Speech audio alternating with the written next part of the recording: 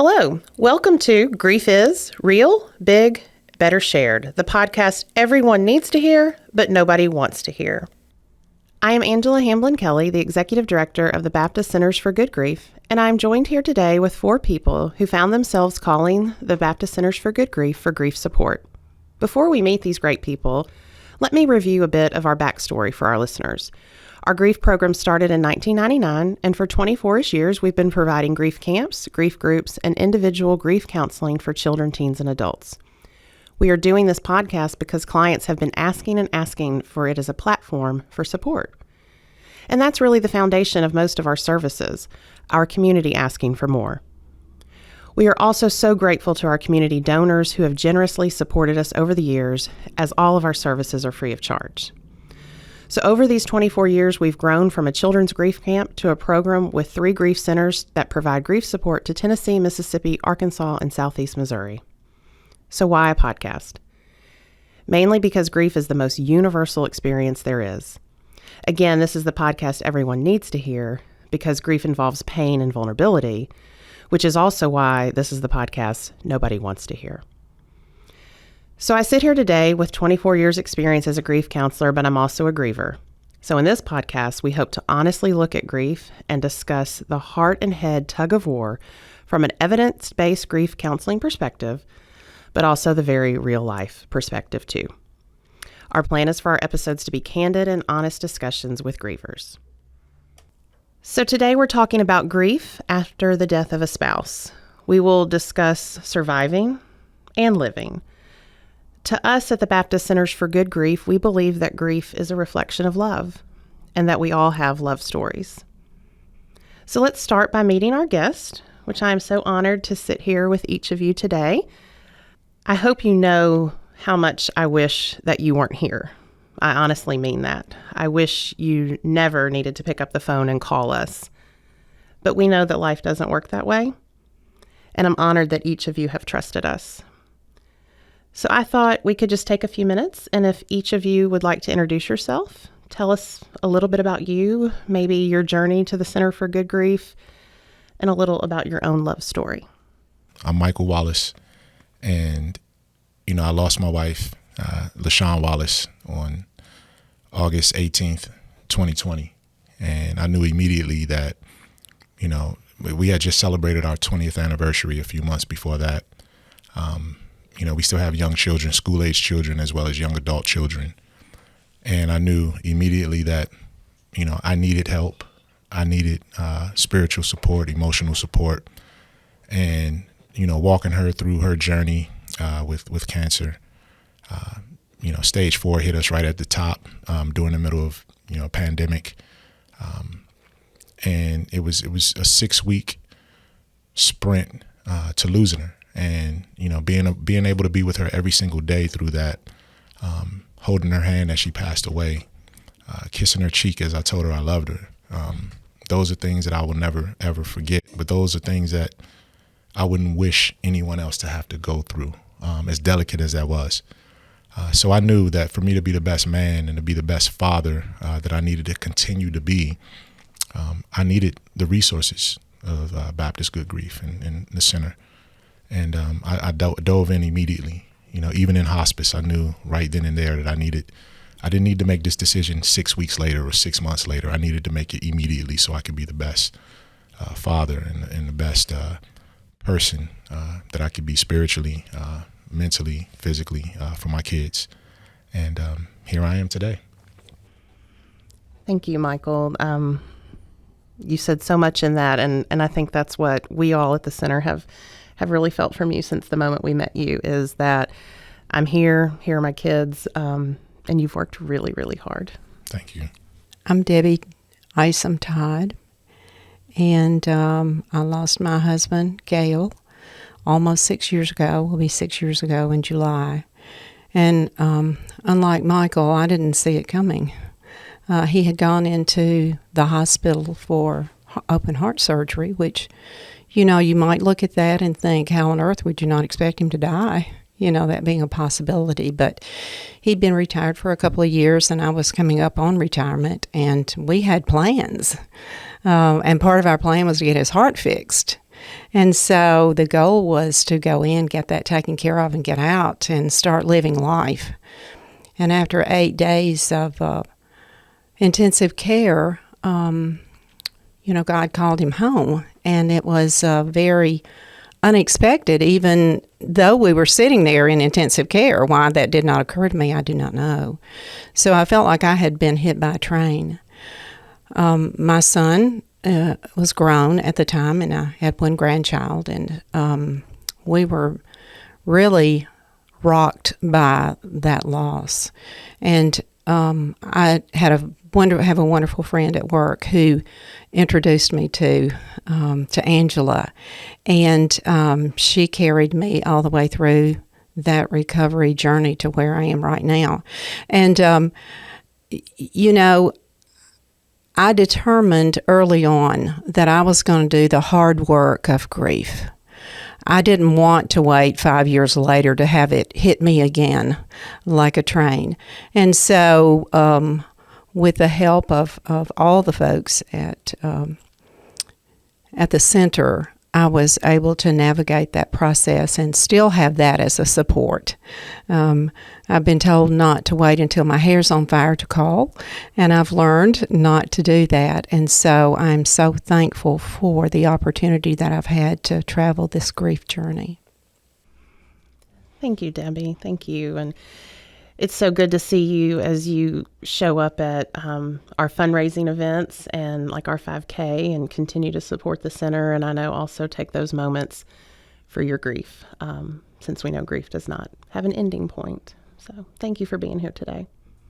I'm John Rutkowski, and my wife Claudia and I were married almost 35 years. And she had multiple illnesses. And I was a caregiver approximately 5 years. In 2019, she was diagnosed with stage 4 lung cancer.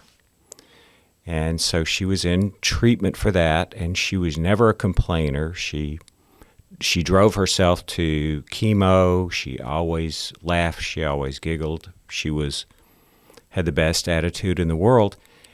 And then she got macular degeneration, so she was losing her eyesight. And she had had 5 abdominal surgeries unrelated to the cancer in 5 years.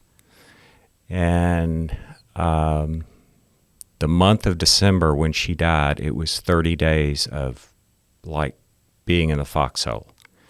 She had a bowel impaction, and it started. She did not want to go to the hospital, and it was just unbelievable up until her death. But she was a fighter, and she survived surgery to get beyond that, and then had to change to hospice when the surgeon came back, and he said, "Your surgery failed, and you're too weak to go any further." But still attitude and fighting, but just that whole experience was just an absolute nightmare that I could not get out of my head. And she died January 5th, and my daughters rallied around and friends, and we went to plays, we went to movies, different things, and I thought, I can do this. This is fine. And then, like March 13th, the world shut down with COVID. So not only was I grieving, and my world changed forever, the whole world was changed forever, and I had never lived alone in my life. And I was just shriveling up and literally dying. And when a friend told me about the counseling of good grief, and I started that process, and helped me to move past that nightmare to where I am today.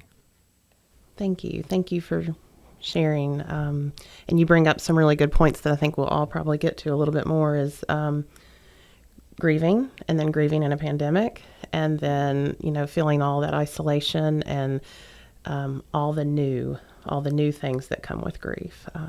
Oh, yes. Certainly, yes. Thank you for sharing. My name is Patricia Williams, and I lost my husband Barton on February the 8th of 2021. we had gotten married 6 weeks prior on December 19th of 2020. We had been together for almost 2 years, and we planned a pandemic wedding, which was not easy, but we wanted to go ahead and move forward because we knew that we weren't sure how long the pandemic may last, and we wanted to go ahead and get married, and I'm certainly glad we did. Barton worked in the medical field, and he was particularly passionate about taking necessary safety precautions and being extremely careful. And to the best of our knowledge, we were. Ultimately, Barton and I both contracted COVID, and we didn't know it. And it was a complicated 6 weeks. We had some other issues. My mom had a heart attack. She survived and is in recovery, thankfully. Barton was grieving a close colleague. His grandmother was in the hospital. There were just a lot of things going on during that 6 weeks that we were married. He got very unexpectedly sick, unusual symptoms that we tried to maintain and treat at home for several days, and mostly out of concern for going to the hospital because of the fears of COVID. We reached a point where we needed to seek some more serious medical treatment, so wound up going to the hospital on a Thursday evening, and through series of test after test, doctors couldn't find what was wrong.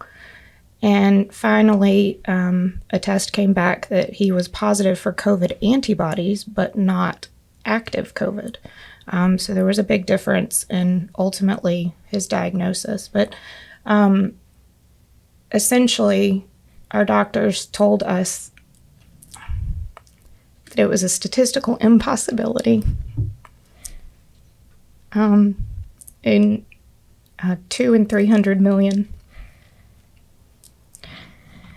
And my heart grieves for our future, but my heart really grieves for him. He was full of goodness and passionate about helping people, and he had a plan to do that, and I'm sorry that he didn't get to see that through. Full of potential in life.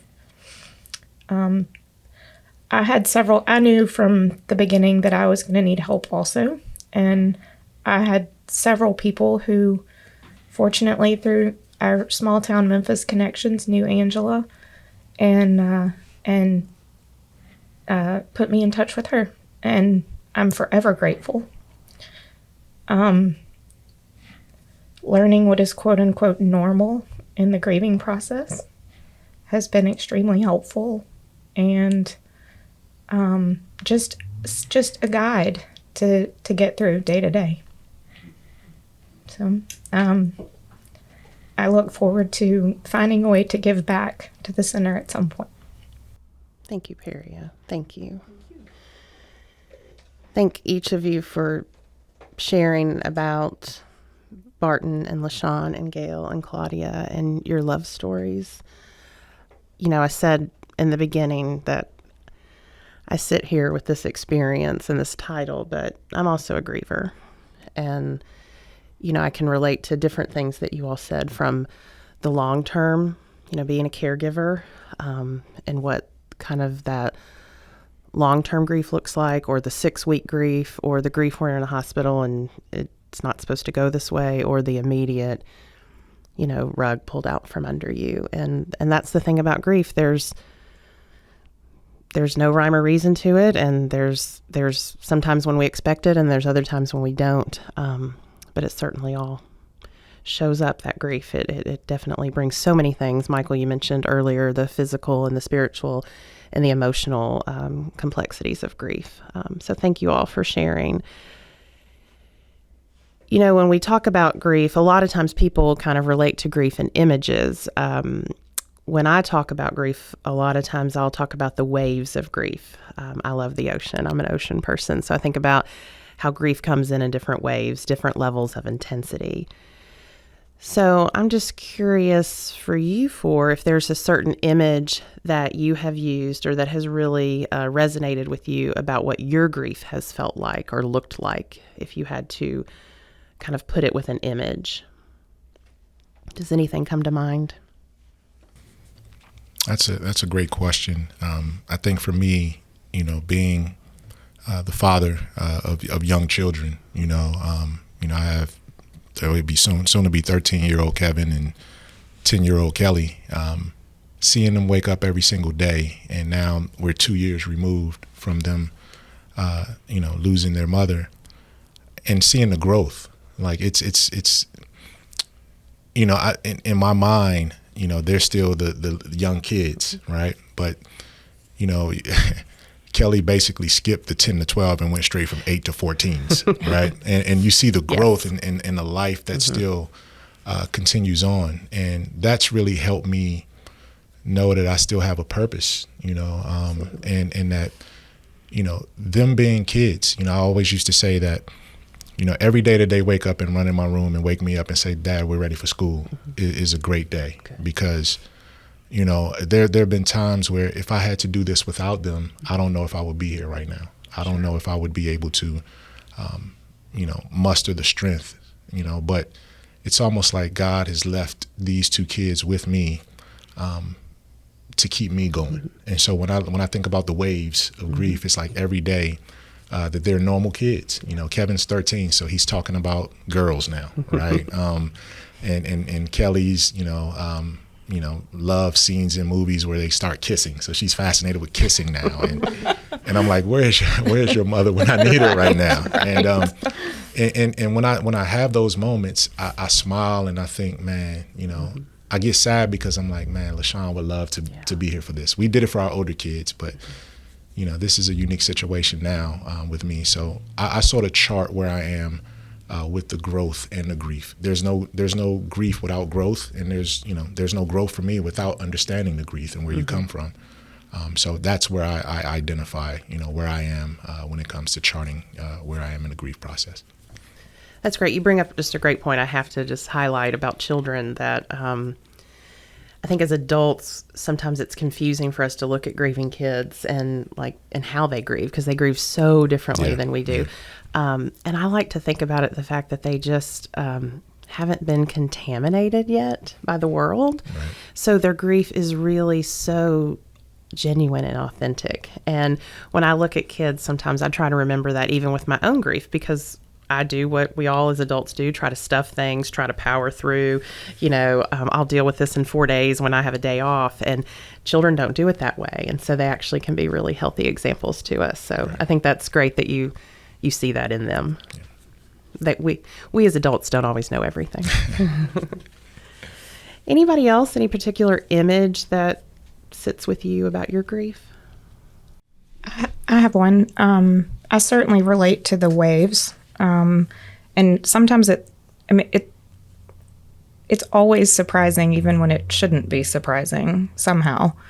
But I also, especially in the early days, but even now, I sometimes visualize the eye of a hurricane. Because even in the quiet and the stillness, or the thoughts or whatever, everything is swirling around on the outside. The to-do lists, the kind people who are knocking on the door, just the things in life that need tending to, that you sometimes don't have the energy to do or care to do, but you can't move because of this force that's around you. And sometimes, often, like in the eye of a hurricane, something will fly at you and knock you over. So I've had that visualization fairly often. I feel the aggressiveness of grief in that, the, just the unpredictable sense of grief. Yeah, that's a powerful visual. For me, it was a bit like a roller coaster, but I started at the top. You know, there was no climb up to the top for me. It was just all of a sudden I was at the top and I was being swept down out of my control into what was a terrifying type of a situation in the moment. But I can say, being 5 years, almost 6 into it, that the roller coaster slows down. And the ride never stops, but it certainly slows down and there are more level places moving forward with it. But it was certainly like, just a drop. And there were low places, but the high ones, there was always that climb back up to the top. And then the hills were not quite as steep moving forward through that process. But that's sort of been what it's like for me. I remember very vividly going into, it happened to be Kroger, at Valentine's Day, that first Valentine's, and I thought, oh man, I have made it through December. I've made it. I am on the other side of this, not knowing I wasn't even close. And all of the Valentine's stuff, it truly felt like a wave washed over me and absolutely consumed me. So that idea of waves and ocean, the peacefulness also comes from me, but sometimes those waves knock you down and you have to bring yourself back up to the top again. I don't know about you all, but when you said roller coaster, I felt that. I love roller coasters. I felt that drop, and grief, that real physical sense of your grief, and that fear of just that stomach drop when you do those big dips on the roller coaster. And then our last episode of our podcast, we actually talked a lot about the grocery store because grief hits so many people in the grocery store, and that's that part of that unpredictableness of grief. Like, you think I'm just running in to get some strawberries and you're smacked in the face with Valentine's so those real normal pieces of life, sometimes that's where that unpredictable sense of your grief will just knock you down. That was one of the hardest things for me to do, was to go to the grocery store because I saw everybody putting lots of things in their basket, and I was shopping for one. Right. And it was so hard for me. Right. I thought about that too, driving out here. I was afraid of running into people that I knew at the grocery, and also mostly because of my own insecurity, or what do I say, and how do I, not because of other people, but because of me. And also the same thing, shopping for one, and also you spot every single thing in the store that you would have previously bought for your person. Yeah. My image is there's an amusement park ride that are in famous amusement parks where the container that holds the people is at one level, and they're all laughing and everything is fine and life is going smooth, and it drops. And then it goes up and it drops again, and you never know where it's going to in there. That's the way my experience was always. I was like, oh, I'm super griever. I've got this. I'm moving and grooving. I'm have a destination, I'm moving, and then out of nowhere, when I least expect it, then your knees just buckle under you. And then it'll pass, and then right back. So those moments, we've talked about that, where it just sneaks up on you and it makes your knees buckle, or again, I can feel that ride, having enjoyed that ride as a pre-griever, but now as a griever, that's not a fun sensation. What has that been like, those instances? Like, Debbie talked about the grocery store, but those instances when that happens in the real world and your knees buckle and you find yourself in this new normal, that we don't like that topic, but that's what it is, a new normal. And, Perry, you said, like, how do I explain this today? Or how do I defend this? Or do I just, I've tell a story about when I was in a store one time and I just had to abandon the cart. It's like I couldn't even explain or justify. I had to get out. So what have those moments been like for you? And have you seen those change, with timing with you and your grief? I would say yes, a little bit. kind of a side note, but I struggle with that because it's frustrating to me emotionally. I struggle with positive words in terms of grief as far as making progress or growth, or because what does that mean about my love, and how does that reflect on me and what our relationship meant? And I certainly, Angela and I talk a lot about the difference between your head and your heart, and it certainly makes sense to me logically that things progress. I've had very physiological reactions to those moments where you feel your knees buckle, or you feel, the wind gets knocked out of you. There's a panic attack, sweaty palms, nausea, unpleasant, visceral reactions to things. But again, part of my counseling that I'm grateful for is Angela has helped me name those things and say, you're spiraling. Well, if you can visualize the spiral, then you can stop the spiral. Put both feet on the ground, breathe through it, name 5 things you can see that are red in the room. Those types of coping mechanisms have certainly helped. She also said, find a token, something that's physical, that you can hold on to. Mine is my wedding band. I touch it and I feel Barton. And I may have strayed a little bit from what you'd originally asked. Perfect. There's no straying. It is. I tell Angela this almost weekly. My number one word is weird. The whole process is weird. Mm-hmm. Grief is weird. Weird. Yeah. Mm-hmm. Strange. Just.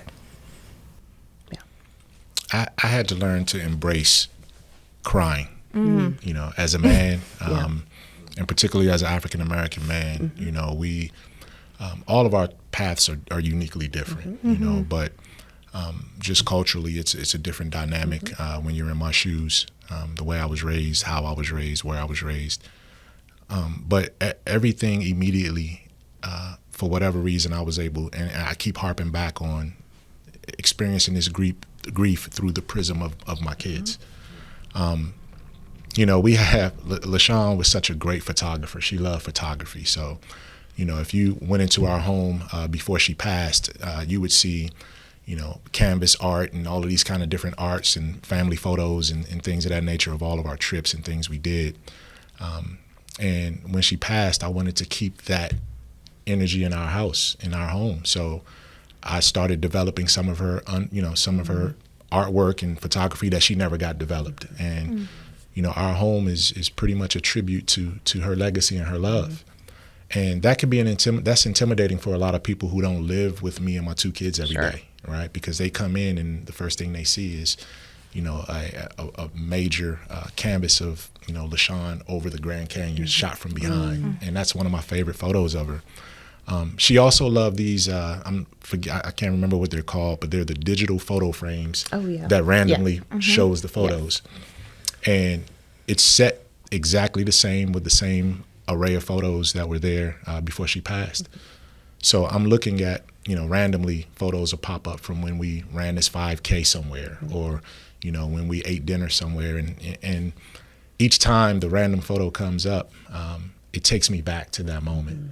And that's where the drop comes on the roller coaster, right? And, and you feel, wow, this is, on one hand, you feel like you've come so far, but then in an instant you can be transported right back to.